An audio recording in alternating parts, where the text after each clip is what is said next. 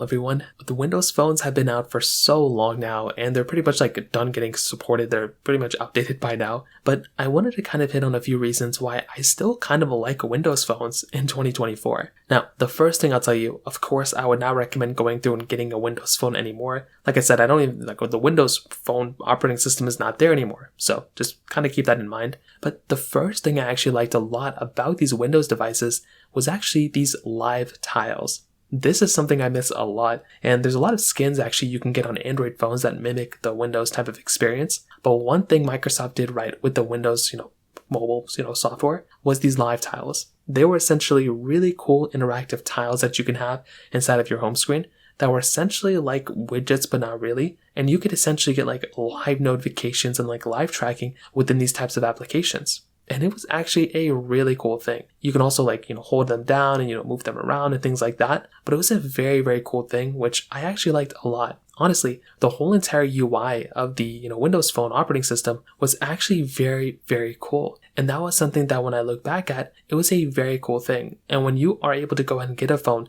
like a Windows device, not only is it able to go and have that amazing UI, but if you actually had a Windows PC or an Xbox, these types of devices would integrate so much better with those types of devices. And it was actually a really, really cool thing. Now, of course, the Android and iPhones at that time had more applications and more games and everything like that. There was still a lot of games and a lot of applications that were still available on something like the Windows phones. And because of these type of devices, the Windows mobile operating system, I think, was kind of optimized pretty well for these types of devices. So because of that, they were actually pretty fast. And even though if you were having a phone that was maybe a cheaper, not as powerful phone, it was still able to perform fairly decent for a lot of those devices. And I think that's why you saw a lot of those super cheap, phones that were sold at by prepaid carriers or whatever. A lot of those phones were Windows phones actually. Now, another thing that was actually very interesting about a lot of these Windows devices was that, in my opinion, especially with that Nokia Lumia, devices, which I have now, it's very interesting how fast and speedy those things were.